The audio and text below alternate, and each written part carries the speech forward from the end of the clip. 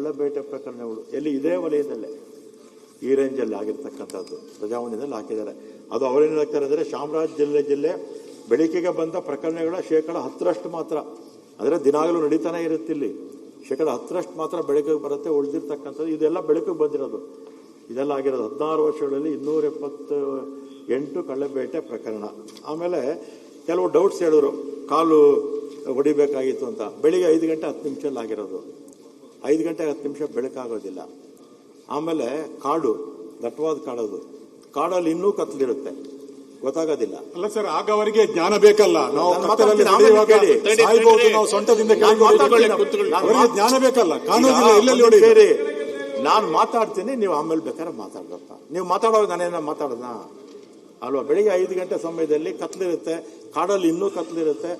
ಸಹಜವಾಗಿ ಅಲ್ಲಿ ಏನು ಕಾಲು ಗೊತ್ತಾಗಲ್ಲ, ತಲೆನೂ ಗೊತ್ತಾಗಲ್ಲ, ಮುಖನೇ ಗೊತ್ತಾಗೋದಿಲ್ಲ. ಆಮೇಲೆ ನಮ್ಮ ಸ್ಟಾಫ್ ಒಂದು 10 ಜನ ಇದ್ರು ಸಭಾಧ್ಯಕ್ಷರೇ, 2-3 ಅಲ್ಲ, 2 ಟೀಮ್ ಹೋಗಿದ್ರು. 2 ಟೀಮು ಜೀಪುಗಳಲ್ಲಿ ಹೋಗಿದ್ರು. ಅವರು ಕಾಡೆಲ್ಲ ಸುತ್ತಾಡಿದ್ದಾರೆ. ಸಾಯಂಕಾಲ 8 ಗಂಟೆಯಿಂದ ಸುತ್ತಾಕಿ ಬೆಳಿಗ್ಗೆ 5 ಗಂಟೆನಲ್ಲಿ ಇನ್ಸಿಡೆಂಟ್ ಆಗಿರ್ತಕ್ಕಂಥದ್ದು. ಮತ್ತೆ 3 ರೌಂಡ್ಸು ಶೂಟ್ ಮಾಡಿದ್ದಾರೆ. ಅದ್ಯಾವುದೋ ಸ್ಲೈಡ್ ಆಕ್ಷನ್ ಗನ್ ಅಂತ, ಇದು ಈ ಪೆಲೆಟ್ಸ್ ಇರುತ್ತೆ, ಅದು ನೇರವಾಗಿ ಒಂದೇ ಇದು ಆಗೋದಿಲ್ಲ. ಈ ಪೆಲೆಟ್ಸ್ ಹೊಡೆದ್ರೆ ಏನಾಗುತ್ತೆ, ಮೈಯೆಲ್ಲ ಅದು ಹರಡ್ಕೊಳ್ಳುತ್ತೆ, ಮೈಯೆಲ್ಲ ಅದು ಏಟ್ ಬೀಳುತ್ತೆ. ಆ ಪೆಲೆಟ್ಸ್ ಅಲ್ಲಿ ಏನಾಗುತ್ತೆ 3, 4, 5 ಕಡೆನೂ ಒಬ್ಬೊಬ್ಬರಿಗೆ ಗಾಯಗಳಾಗ್ಬೋದು. ಆ ರೀತಿ ಆ ಸ್ಲೈಡ್ ಆಕ್ಷನ್ ಗನ್ನಲ್ಲಿ ಶೂಟ್ ಮಾಡೋದ್ರಿಂದ 3 ರೌಂಡು ಅದು ದೇಹದಲ್ಲಿ ಎಲ್ಲ ಭಾಗದಲ್ಲೂ ಕೂಡ ಹೋಗಿರುತ್ತೆ. ಮತ್ತೆ ಒಂದೇ ರೌಂಡ್ಗೆ ಬೇಕಾದ್ರೆ 3 ಜನ ಬೇಕಾದ್ರೆ ಹೋಗ್ಬಿಡ್ಬೋದು ಇದರಲ್ಲಿ. ಮತ್ತೆ ಸಭಾಧ್ಯಕ್ಷರೇ, ಸುನೀಲ್ ಅವರು ಇನ್ನೊಂದು ಕೇಳಿದ್ರು, ಇದು ಅವರ ಶ್ರೀಮತಿಯವರು ಇದು ಜೋಳ ಕಾಯಲು ಹೋಗಿದ್ರು ಅಂತ. ಇದು ಆಗಿರ್ತಕ್ಕಂಥದ್ದು 5 ಕಿಲೋಮೀಟರ್ ಒಳಗಡೆ ದಟ್ಟ ಅರಣ್ಯದ ಒಳಗಡೆ ಆಗಿರ್ತಕ್ಕಂಥದ್ದು. ಅದು ಅವ್ರ ಜಾಗನೂ ಅಲ್ಲ, ಇದು ಅರಣ್ಯ ಪ್ರದೇಶ. ಇದು ಅರಣ್ಯ ಪ್ರದೇಶದ ಒಳಗೆ ಆಗಿರ್ತಕ್ಕಂಥದ್ದು. 5ರಿಂದ 8 ಕಿಲೋಮೀಟರ್ ಒಳಗಡೆ ಅವರೆಲ್ಲ ಸುತ್ತಾಡಿದ್ದಾರೆ ಸಭಾಧ್ಯಕ್ಷರೇ. ಆಮೇಲೆ ಇವರು ಈಗ ಸುರೇಶ್ ಅವರು, ವಿಜೇಂದ್ರ ಅವರು, ಕೃಷ್ಣಪ್ಪನವರು ಕೂಡ ಅನೇಕ ಪ್ರಶ್ನೆಗಳೆಲ್ಲ ಹೇಳಿದ್ದಾರೆ ಆಮೇಲೆ FIR ಆಗಿದೆ, 2 ಕಡೆ ಮಾಡಿದ್ದಾರೆ ಸಭಾಧ್ಯಕ್ಷರೇ. ಅವರು ನಮ್ಮ ಮೇಲೆ ಕೊಲೆ ಕೇಸು ಅಂತ, ನಮ್ಮ ಇಲಾಖೆಯವ್ರ ಮೇಲೆ ಕೊಲೆ ಕೇಸು ಅವರು ರಿಜಿಸ್ಟರ್ ಮಾಡಿದ್ದಾರೆ. ನಮ್ಮವರು ಕೂಡ ನಮ್ಮ ಫಾರೆಸ್ಟ್ ಆಕ್ಟ್ ಪ್ರಕಾರ ನಾವು ಕೂಡ ಕೇಸು ನಾವು ಬುಕ್ ಮಾಡಿದ್ವಿ ಸಭಾಧ್ಯಕ್ಷರೇ. ಆಮೇಲೆ 34 kg ಎಲ್ಲ ಶೂಟ್ ಮಾಡ್ತಾರೆ. ಮಾಡಿ ಹೊಡೆದಾದ್ಮೇಲೆ ಬರೀ ಮಾಂಸ ತರ್ತಾರೆ, ಜಿಂಕೆ ತರೋದಿಲ್ಲ ಅವರು. ಮಾಂಸ ಬ್ಯಾಗ್ಗಳಲ್ಲಿ ಹಾಕೊಂಡ್ ಬರ್ತಾರೆ. ಅಲ್ಲಿನ ಪದ್ಧತಿ ಏನಂದ್ರೆ 4 ಜನ ಹೋದ್ರೆ 4 ಭಾಗ ಮಾಡ್ಕೊಳ್ತಾರೆ.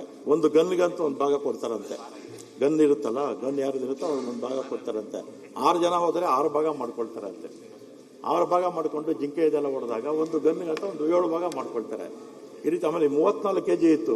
ಚರ್ಮ ಸುಲ್ದೇನು ಬಿಸಾಕಿರ್ತಾರೆ ಅಲ್ಲೋ. ಈಗ ತನಿಖೆ ಮಾಡಿದಾಗ ಗೊತ್ತಾಗುತ್ತೆ. ನಮ್ಮ ಅರಣ್ಯ ಇಲಾಖೆಗಳು ಮತ್ತೆ ಈಗ ಪೊಲೀಸ್ ಇಲಾಖೆಯವರು ಈಗ ನಾವು ತನಿಖೆ ಕೊಟ್ಟಿದ್ದೀವಿ ಮ್ಯಾಜಿಸ್ಟ್ರೇಟ್ಗೆ. ನಾನು ಅವತ್ತು ಕೋಲಾರಲ್ಲಿದ್ದೆ. ಇದ್ದಂಥ ಸಂದರ್ಭದಲ್ಲಿ ನಾವು ಚೀಫ್ ಮಿನಿಸ್ಟರ್ ಮ್ಯಾಜಿಸ್ಟ್ರೇಟ್ ತನಿಖೆ ಮಾಡಿ ಅಂತ ಆದೇಶ ಕೊಟ್ಟಿದ್ರು. ತನಿಖೆ ಆಗ್ತಾ ಇದೆ ಸಭಾಧ್ಯಕ್ಷರೇ. ನಾನು ಮೊನ್ನೆ ಬಹಳ ಸ್ಪಷ್ಟವಾಗಿ ಎಲ್ಲ ಮಾಧ್ಯಮದ ಮುಂದೆ ಹೇಳಿದ್ದೀನಿ, ಉದ್ದೇಶಪೂರ್ವಕವಾಗಿ ನಮ್ಮ ಅಧಿಕಾರಿಗಳು ಏನಾದರೂ ಮಾಡಿದರೆ ಅವ್ರ ಮೇಲೆ ಆಕ್ಷನ್ ತಗೊಳ್ತೀನಿ ಅಂತ ನಾನು ಹೇಳಿದ್ದೀನಿ ಸಭಾಧ್ಯಕ್ಷರೇ. ತನಿಖೆ ಆಗಲಿ, ಅವ್ರು ತಪ್ಪು ಮಾಡಿದರೆ ನಾನು ಆಕ್ಷನ್ ತಗೊಳ್ತೀನಿ ಅಂತ ಹೇಳಿದ್ದೀನಿ. ಸದನಕ್ಕೂ ಅದನ್ನೇ ಹೇಳ್ತೀನಿ ಸಭಾಧ್ಯಕ್ಷರೇ. ಅದೇ ಆಮೇಲೆ ನಮ್ಮ ಸ್ಟಾಫ್ ಹೇಳಿದಂದ್ರೆ ಅವರ ಹತ್ರ ಅವರು ಶೂಟ್ ಮಾಡಿದ್ರು. ಶೂಟ್ ಮಾಡಿದಾಗ ನಾವು ವಿಧಿ ಇರಲಿಲ್ಲ, ಕತ್ಲಿತ್ತು, ನಾವು ಶೂಟ್ ಮಾಡಿದ್ವಿ. ಅವರು ತಿರೋಗಿದ್ದಾರೆ. ನಮ್ಮ ಸೆಲ್ಫ್ ಇದಕ್ಕೆ ನಾವು ಮಾಡಿದ್ದೀವಿ ಅಂತ ಇವ್ರ ಸ್ಟೇಟ್ಮೆಂಟು.